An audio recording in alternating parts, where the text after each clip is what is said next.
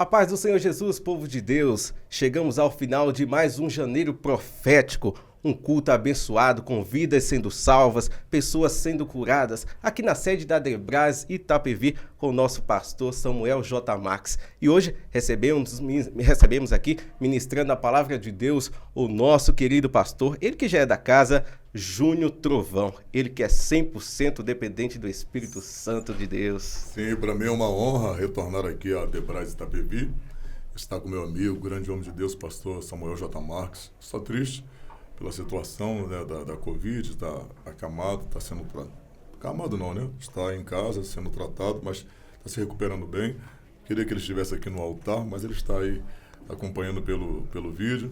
Mas é sempre uma honra retornar ao Janeiro Profético, ao Júlio da Renovação. Júlio da Renovação também. Enfim, todos os eventos aqui da Debras Itapevi, eu fico muito feliz e eu me sinto honrado, porque no meio dessa gama toda de pregadores, a gente ser colocado dentre eles, eu fico muito honrado e eu sou muito grato a Deus por ter participado, principalmente desse último dia do encerramento aqui. Que bênção, Deus, tudo tem um propósito, né, pastor? Deus tem levantado pessoas, assim como Salomão também foi escolhido ali por Deus para ser rei, filho de Davi, e Deus, de forma estratégica, coloca pessoas para que vidas possam ser transformadas, vidas possam ser abençoadas. E que palavra abençoada, não foi, pastor? Hoje, Deus... É uma palavra que teve um direcionamento, né, um norteamento para a vida de quem ouve.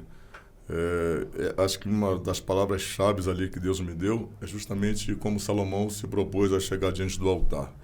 Ele não pediu coisas grandes. Deus falou das coisas grandes, ouro, riqueza, prata, mas Salomão pediu coisas profundas, sabedoria e conhecimento. Então, é a gente que decide o que a gente vai pedir diante de Deus, né? Deus já está tão habituado a ouvir isso dos servos, que o próprio Deus repetiu para Salomão: você não me pediu ouro, nem prata, nem riquezas, nem fazendas, porque Deus já está acostumado a ouvir isso. Então, Salomão acabou, vamos dizer aqui no exagero, numa hipérbole, né? Surpreendendo Deus, né? Entre aspas. Mas foi diferente o pedido dele, Deus honrou, e acabou que lá no capítulo 1, verso 14, Deus quadriplicou o que Salomão tinha. Então, deu muita riqueza para ele, mas administrou com a profundidade da sabedoria e do conhecimento de Deus. E teve um processo, né, pastor? Até ele chegar ali a ser rei, ele foi servo, foi filho. Tudo na vida tem que ter um processo. A gente tem que passar por esse processo para que possamos chegar lá no sucesso. E Salomão, na verdade, era um pouco improvável, porque ele, embora o primeiro filho de Davi, com Betseba, naquele adultério morreu, mas Salomão é filho de Betseba. Então seria improvável, veio de um pecado. Então Deus usa as coisas que são improváveis. Deus às vezes pega um homem lá do Montouro e de fato faz ele se assentar entre os príncipes dessa terra. Deus pega as pessoas que não são de fato para confundir aquelas que são. Mas ele passou por todo esse processo para que ele chegasse no trono e estivesse preparado. Pastor, e o senhor tem uma situação assim, improvável? Porque o senhor hoje é uma pessoa de destaque, é uma pessoa que é referência para muitos jovens que estão tentando aí pregar a palavra de Deus. O improvável aconteceu na sua vida? Na verdade, no meu próprio nascimento, minha mãe me teve com 42 anos de idade. Minha mãe falou para mim que ela quase veio a óbito por causa do meu nascimento, devido à idade dela, né, e tudo. E somos em números de 10 irmãos. Sim. Então, tinha N possibilidades. Os meus irmãos que estão à frente de mim, os primogênitos, serem destaque, né? Mas eu fui o menor, eu sou o último dos irmãos, sou o último filho, sou o mais novo de todos os irmãos. Aí Deus me levantou, fui para o tráfico, né? Não fui, isso é muito bom, eu já falei Sim. Isso com um sociólogo, um professor de sociologia, na verdade, porque a sociologia implica em dizer que um homem ele é envolvido pelo meio que vive.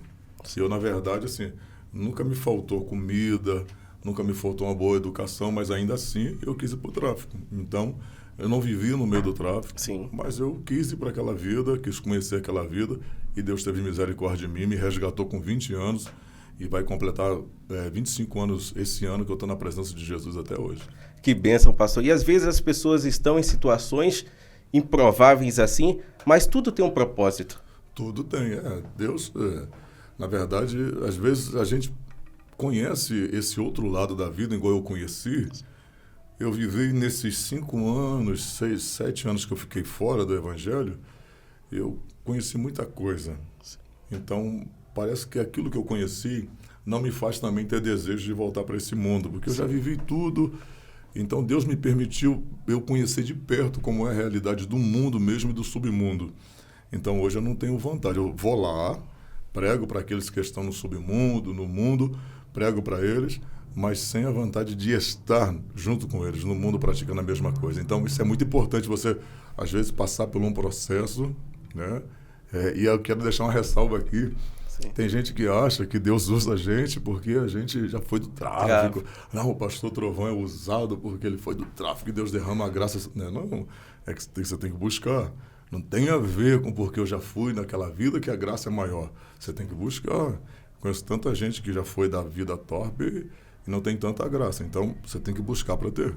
E essa mudança, assim, também tem a transformação. Quando o senhor é usado por Deus, que as pessoas... Olha, quem era o Júnior? Quem era o Júnior Trovão? Agora está aqui levando a palavra de Deus e Deus transforma a vida das pessoas. Na verdade, assim, existe aquele processo do anônimo, né? Você é uma pessoa anônima, mas você é usado. Essa graça sempre me acompanhou, essa graça Sim. de Deus, mesmo quando ninguém me conhecia. E uma coisa, eu vou falar uma coisa para vocês, diante de Deus, eu sempre falo isso, eu nunca procurei. Sim. Eu nunca procurei ser quem eu sou. Se eu falar para você que eu vi as pessoas lá no altar e eu tinha vontade de estar no meio delas, mas não é por causa da fama. Era porque eu tinha vontade de estar no meio das pessoas que me inspiravam. Mas eu nunca tive essa vontade de ser conhecido, ser famoso, não. Mas aí foi naturalmente, Deus fez, como eu preguei hoje, né? O próprio Deus engrandeceu Salomão, Deus quis fazer isso. Então, tem hora que Deus quer, tira você daqui e coloca aqui. É a vontade dele. Que bênção. O senhor falou em fama. O senhor está o grande pregador da palavra de Deus. Como é que o senhor lidar assim com a fama? Porque Salomão, quando ele se tornou ali na posição de rei, ele chamou todas aquelas pessoas, líderes, governos, os militares ali, e levou para o altar, apresentar a Deus. Como é que tem sido assim com o senhor? Eu acho que é perigoso. Costumo dizer que o momento mais perigoso do homem não é a luta, porque a luta te leva para a oração, a luta te leva para o jejum, para a consagração, para a busca. E a fama, se você não vigiar, ela te faz você relaxar. Então, é quando você está no topo que Satanás tenta mesmo derrubar você. Então, tem que ter muito cuidado com a questão da fama, do patamar que você está. Você tem que ter muito cuidado para que você não seja pego. Acho que esse, para mim, essa questão da fama é um dos lugares mais perigosos que o homem pode estar, embora Deus está colocando ele. Mas aquilo que Deus te dá é você que administra. Então, tem que ser como Salomão. Está no trono, mas não pode abandonar o altar. Eita Deus. Tem que estar lá no altar. E para chegar no altar e receber, temos que entregar. Tem que haver uma entrega. Sim. Você não viu que Davi, quando ele reinou em Jerusalém, Saul não se preocupou em ter a arca. Sim. Mas a primeira coisa que Davi fez após vencer os filisteus, ele foi até a casa de Obed-Edom e trouxe a arca. Ele foi trazer a arca de Deus. Então, temos que se preocupar de fato com a presença. A posição que Deus nos coloca não pode ser maior do que a nossa posição diante dele. Que bênção, pastor. Então, a gente precisa realmente manter se entronizar, né, entre nós e o Senhor, a comunhão, né? Jesus falou, se você estiver em mim e eu estiver em você, isso é comunhão. Vai pedir tudo o que quiseres em meu nome, meu Pai concederá. Então, é comunhão. Não pode haver... Eu vou falar uma coisa para você. Eu tenho muito medo de caminhar no Evangelho só com a promessa.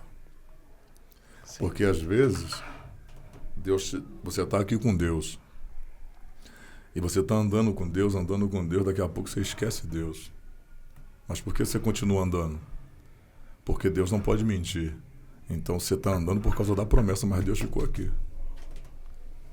Então tem que ter muito cuidado, porque às vezes Deus está cumprindo alguma coisa por causa daquilo que Ele te prometeu, mas você já deixou Ele para trás. Esse é o perigo, né, pastor? Sempre temos que estar caminhando, avançando com Deus ali. Não podemos esquecer de Deus. Pastor, E o senhor falou também das amizades, a proximidade com Deus. Nesse meio que o senhor tem aí de grandes pessoas, grandes amigos, tem se aproximado do senhor. E os seus amigos? Têm aproximado assim de Deus? Como é que o senhor lidar com essa situação?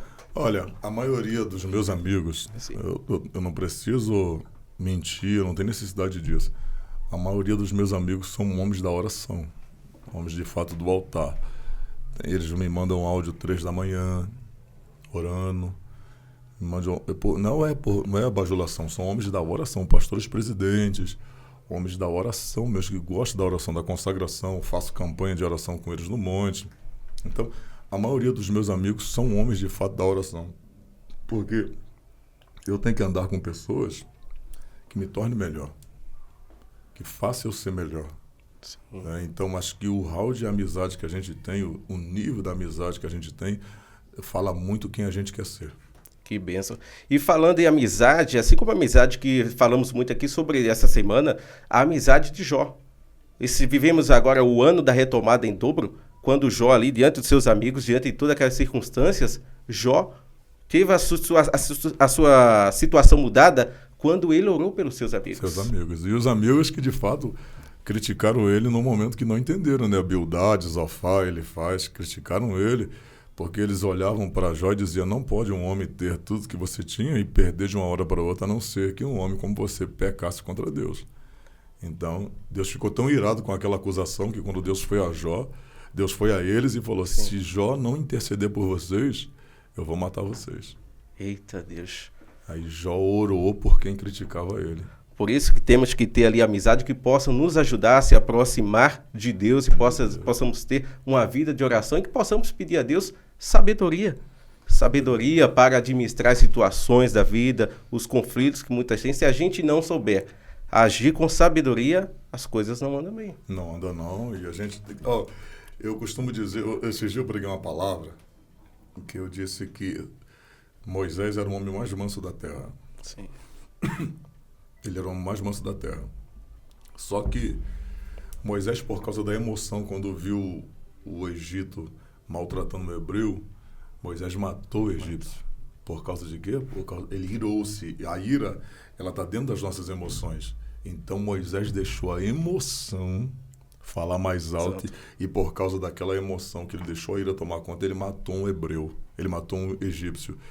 Mas Deus colocou a mente, a cabeça em cima do coração, justamente para ensinar que decisões não podem ser tomadas pela emoção, e sim pela razão. Mas aí, quando você entregou a Jesus, a sua vida para Jesus, ele te deu a fé. Judas, verso 6. Batalhai-vos pela fé que foi entregue aos santos. Então a gente tem que trabalhar por essa fé que Deus nos deu. Aí qual é a suma de tudo? A sua razão tem que ser o senhor das suas emoções, mas a sua fé deve ser o senhor da sua razão e também da sua emoção. Que Deus possa lhe dar sabedoria nos seus para que o senhor possa administrar bem os seus projetos, assim como Deus tem levantado o pastor Samuel J. Marques através das redes sociais. Agora já estamos no Instagram, podcast. Deus tem dado uma visão a esse homem de Deus. Esse janeiro profético hoje em dia é feito em todas as igrejas do Brasil aí, até do mundo. Que Deus possa lhe abençoar, que Deus possa te dar força para que o senhor possa vencer as batalhas aí e possa estar sempre levando no altar. Possa sempre estar ali próximo de Deus. Obrigado. Que assim seja, eu recebo essas palavras, que assim se conclua, que assim seja. Amém. Vamos juntos. Gente, chegamos mais um final aqui nessa edição do Janeiro Profético, com vidas sendo salvas, que você possa também nos acompanhar nas redes sociais. Muito obrigado, Janeiro Profético 2022.